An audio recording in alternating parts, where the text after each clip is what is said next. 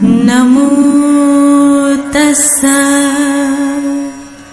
भगवतो अरहतो सम्मा संबुद्धस्सा। नमो बुद्धाय साथियों, बड़ौदा का लुम्बिनी बौद्ध विहार केवल मात्र बौद्ध विहार नहीं है, ये धम्म प्रशिक्षण का केंद्र है।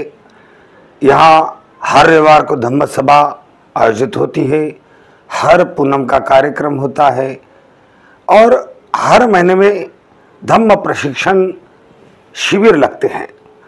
तो जो लोग निरंतर धम्म सभा अटेंड करते हैं उन्हें धम्म समझ में आता है और धम्म के प्रति वो श्रद्धावान बनते हैं, अध्ययनशील बनते हैं और धम्म के जानकार बनते हैं। और जब लोग ऐसे जानकार बनते हैं तब हम लोगों को वक्ता बनने का पूरा अवसर देते हैं।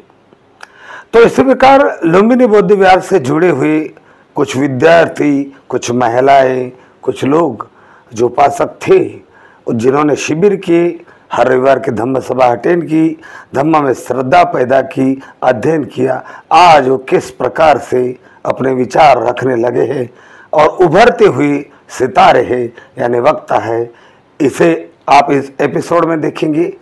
धम्म बंधु, पिछला एपिसोड था बुद्ध धम्म के सितारे, नए सितारे, भाग 1। उसमें आपने बहुत योगदान दिया, आपने पूरा यूट्यूब चैनल देखा, कमेंट भी की, उन लोगों के नाम भी लिखे और आपके कमेंट हमने आज के धम्म सभा में पढ़ के दिखाई। किसने किस शहर से क्या कमेंट की, वो पूरी कमेंट भी आज हमने समाज के सामने रखी। समाज हर्षोल्लास में आया और आज के वक्ताओं ने जो वक्तव्य दिए हैं वो आज इस एपिसोड में यानी कि बुद्ध धम्म के नए सितारे भाग में आपको देखने के मिलेगा। अब बहुत कमेंट करें, फ़ोन नंबर दिया जा रहा है, आप फ़ोन भी उनको कर सकते हैं, कमेंट कर सकते हैं और जितना बन पड़े आप इसे फॉरवर्ड करें ताकि नए सितारे और खुश हो, आपको धन्यवाद अदा करें। जय भीम, नमो बुद्धाय।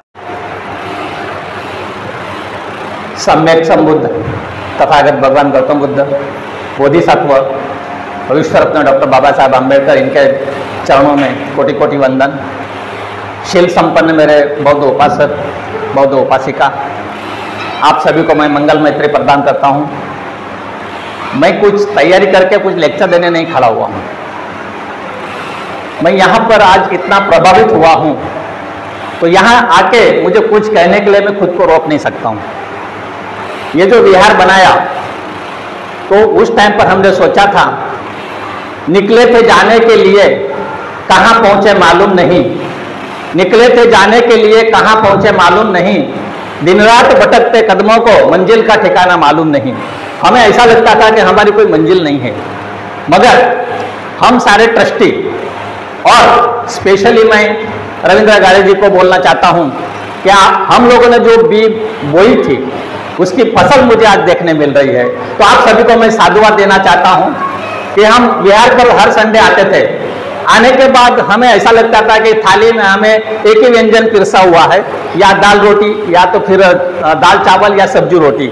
आज मुझे ऐसा लगता है कि गुजराती जो थाली होती है ना, संपूर्ण थाली, वो थाली आज हमें खाने मिली है।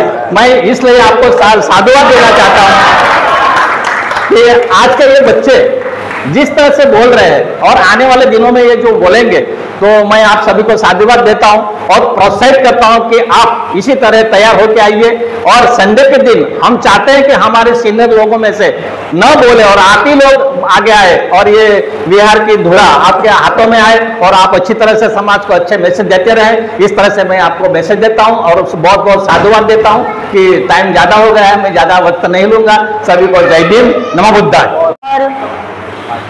मेरा नाम कल्याणी इंगोले है, मैं एक जर्नलिस्ट के तौर पर कार्यरत हूँ और फिलहाल मैं यहाँ पे लुम्बिनी बुद्ध विहार में आई हूँ बुद्धिज़्म को सीखने के लिए। है कि मैं हमेशा कभी भी कुछ भी पढ़ती हूँ तो उसमें सेल्फ इम्प्रूवमेंट की ही चीज़ देखती हूँ कि मैं अपने आप को कैसे बेटर कर सकती हूँ।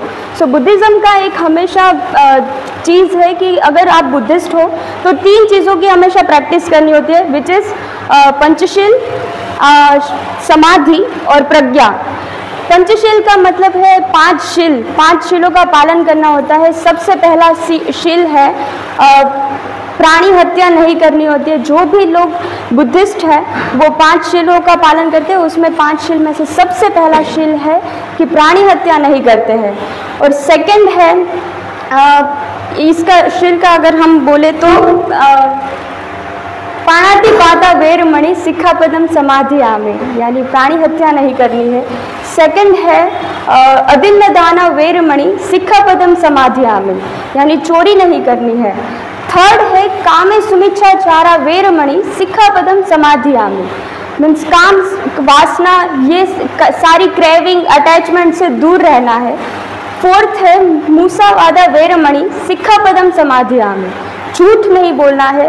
असत्य वाणी और कटु वाणी से बने उतना दूर रहना है। हमेशा हम जिस जनरेशन में रह रहे हैं उसमें पॉसिबल ही नहीं है कि हम कभी झूठ ना ही बोले, पर हो सके उतना हम झूठ से, कटुवाणी से, चालाकी चतुरता यूज करते हुए नहीं, पर हो सके उतना सही और अपने मन में जो है वही एक्चुअल में बोले तो वो अच्छा रहता है। उसके बाद है सूरा मेरय मज्ज प्रमाद ठाणा वेरमणि सिक्खापदम समाधियामि, जो भी व्यसन है, फॉर एग्जाम्पल शराब, तम्बाकू, बीड़ी, सिगरेट, और इन्हीं सारी चीज़ों की वजह से हमारा मन कहीं ना कहीं जो अपने ध्येय पे, अपने पर्पस पे काम कर रहा होता है वहाँ से भटक जाता है। तो इन सारी चीज़ों से अगर हम दूर रहते हैं तो हमें पता रहता है हम नशे में नहीं पर हमारे एक्चुअल मन में रह पाते हैं, एक्चुअल सोच पाते हैं कि हमें क्या सोचना है, हमें किस चीज़ पे काम करना है, किस चीज़ पे काम नहीं करना है, क्या सही है क्या गलत है। इन सारी चीज़ों को अगर देख पाना है तो नशे में नहीं पर हमारे एक्चुअल मन में रहना चाहिए। इसलिए इन सारी व्यभिचार नहीं पर व्यसन से दूर रहना होता है। सो ये है 5 शील। 5 शील के बाद आते हैं समाधि। समाधि यानी साधना। मेडिटेशन का बहुत ज़्यादा महत्व है बुद्धिज़्म में। मेडिटेशन भी बहुत सारे प्रकार के हैं। फॉर एग्जांपल हम देख सकते हैं कि सबसे पहले आनापानसति है। आनापानसति एक ऐसा ध्यान है कि जिसमें हमें अपने ध्यान को, हमारे मन को केंद्रित करना होता है हमारे श्वासोश्वास की क्रिया पर, ब्रीदिंग पे। ब्रीदिंग पे फोकस करने से होगा ये कि हमेशा हमारा मन जो 4-5 विचार हमारे मन में कहीं ना कहीं चलते रहते हैं, कभी हम कहते हैं कि हम शांत नहीं हो पाते हैं। सो वो शांत करने के लिए सबसे पहले हमें आनापानसति ध्यान करना होगा। उसके बाद 1 बाय 1 स्टेप्स आते जाते हैं। आनापानसति के बाद हम विपस्सना की तरफ जा सकते हैं। विपस्सना एक ऐसा मेडिटेशन है कि जिसकी वजह से हम एक्चुअल रियलिटी, ट्रूथ जो कहते हैं कि सब, अभी तो सब ऐसा मानते हैं कि सबके हिसाब से अपना ट्रूथ अलग होता है, सबका अपना सत्य है। कोई कहता है ये सत्य है, इसके हिसाब से ये सत्य है, पर नहीं, एक्चुअल रियलिटी भी एग्जिस्ट करती है। और उस एक्चुअल रियलिटी को पहचानने के लिए हमें विपस्सना करना पड़ता है। विपस्सना करने के लिए आनापानसति ध्यान करना जरूरी है, क्योंकि आनापानसति से ही हम अपने मन को एकाग्रता की ओर लेके जा सकते हैं। अगर मन एकाग्रता नहीं है तो फिर हम विपस्सना नहीं कर सकते हैं। दैट्स वाई आनापानसति का हमें प्रयास करना चाहिए। उसके बाद है मैत्री। मैत्री भावना, मैत्र भावना करके एक मेडिटेशन होता है। जब भी हम किसी और को कुछ करते हुए देखते हैं कि वो कुछ सक्सेस पा रहा है या फिर कुछ अपने जीवन में कुछ भी कर रहा है, सो कहीं ना कहीं सभी के मन में ऐसा होता है कि ये कुछ तो है, लाइक थोड़ी सी जेलसी वाली फीलिंग या कुछ ना कुछ ऐसे जो फीलिंग्स अच्छी नहीं होती है, फिर भी वो दिमाग में विचार आ जाते हैं। तो इन सारी चीज़ों से बचने के लिए हम मैत्र भावना का मेडिटेशन कर सकते हैं, जिसमें हम सभी के बारे में, नॉट ओनली फॉर ह्यूमन, पर प्राणी, फिर पक्षी, पानी में रहने वाले प्राणी, सभी के बारे में हम मैत्र भावना करते हैं, मैत्री भावना करते हैं। सभी का भला हो, सभी का अच्छा हो, सबका कल्याण हो, किसी पे दुख ना आए और सब अपनी जो एक्चुअल पर्पस है उसमें आगे बढ़ पाए। सो ऐसी अगर हम जब भावना अपने मन में हमेशा डालते रहेंगे तो हम किसी के बारे में बुरा सोच ही नहीं पाएंगे, तो बुरा करने का तो विचार ही नहीं आएगा। सो ये एक बात है जिससे महत्व भावना से हमें हम सीख सकते हैं।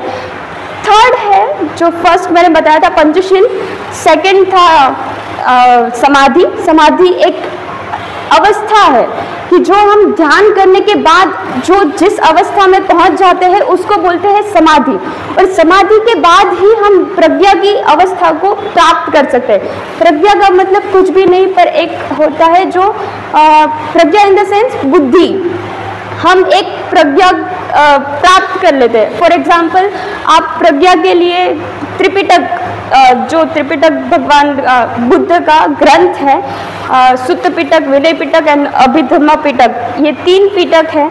फिर पॉसिबल ही नहीं है, जो रेगुलर जीवन में रहते हैं जिनके पास समय नहीं है वो पूरा नहीं पढ़ पाएंगे। एंड दैट्स वाई हमारे पास है बुद्ध आनी त्याजा धम्म जो मराठी में है, बुद्ध और उसका धम्म जो हिंदी में है। सोनकुवर सर बहुत अच्छे से हर रोज़ एक क्लास लेते हैं जिसमें उसका पठन किया जाता है। सो अगर आप खुद से नहीं पढ़ पाते हैं तो उस क्लास में जुड़कर भी पढ़ सकते हैं। एंड तो वो सारी जब बुक्स हम पढ़ते हैं तो हमारी अज्ञानता जो होती है, हमें पता नहीं रहता है कि हमें किस तरीके सोचना चाहिए, किस तरीके से व्यवहार करना चाहिए, हमारा बिहेवियर कैसा होना चाहिए। ये सारी चीज़ें अगर हमें सीखनी है, कहाँ से सीखे? For that we do have books. अगर हम बुक्स नहीं रीड करेंगे तो ऑब्वियसली हमें नहीं पता चलेगा कि हमें कैसे एक्चुअल में बिहेव करना चाहिए। मोरल्स है, मोस्टली हमें अपने मम्मी पापा से मोरल सीखने मिलते हैं, पर कई बार ऐसा होता है कि हम पेरेंट्स बच्चों को समय नहीं दे पाते हैं, या अभी तो स्कूल्स में भी बहुत ज़्यादा मोरल्स के बारे में नहीं बताया जाता है। सो ये सारी मोरल्स से रिलेटेड या फिर जितनी भी ज्ञान से रिलेटेड चीज़ें हैं वो सीखने के लिए हमें धर्म ग्रंथों का सहारा लेना चाहिए और हमारी प्रज्ञा बढ़ानी चाहिए। सो ये 3 प्रैक्टिसेस होती है जो अगर हमें एक्चुअल में बुद्धिज़्म सीखना है, एक्चुअल में बुद्धिज़्म को प्रैक्टिस करना है, अपने जीवन में लाना है, अगर हमें बताना है, बताने की ज़रूरत ही नहीं पड़नी चाहिए कि हम बुद्धिस्ट हैं, क्योंकि हमारे आचरण में ही दिख जाता है।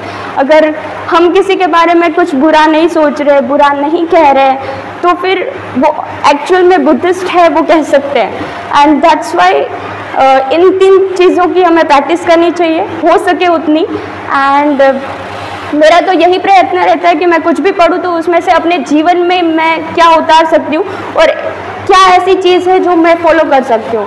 और अगर मैंने काफ़ी बार ऐसे क्वेश्चन सुने हैं कि हम साधना नहीं कर पाते, हम ध्यान एकत्रित नहीं कर पाते, एकाग्रता नहीं होती है हमसे। सो फॉर दैट एक चीज़ है जो आप अपने घर पे लेके जा सकते हो अभी, और वो प्रैक्टिस करना स्टार्ट कर सकते हो। Do one thing at a time, एक ही चीज़ एक बार करें, क्योंकि हमेशा मैंने देखा है कि मल्टीटास्किंग का कल्चर आ चुका है। खाना खाना है तो सामने टीवी चालू होना ही ज़रूरी है। यहाँ तो गुजरात है तो गुजरात में तो इट्स लाइक कि तारक मेहता नहीं है तो हम खाना नहीं खाएंगे या फिर निवाला मुंह से नहीं उतरेगा। सो ऐसा कर सकते हैं कि हम खाना खाने के समय खाने पे ध्यान दे दें, टीवी देखने के समय टीवी पे ध्यान दे दें, तो फिर मन एकत्रित करने के लिए ज़्यादा प्रयत्न नहीं करने पड़ेंगे। क्योंकि जब मन को आदत पड़ जाएगी कि एक समय पे एक ही काम करना है तो उसी पे वो फोकस करेगा, 3-4 चीज़ों पे वो फोकस नहीं करेगा, तो आपकी आनापानसति का जो ध्यान है वो बहुत इजी हो जाएगा। सो इसलिए एक चीज़ आप घर पे लेके जा सकते हो इस संडे क्लास से कि एक समय पे एक ही काम करें। माइंडफुलनेस की प्रैक्टिस करना बहुत आवश्यक होती है बुद्धिज़्म में।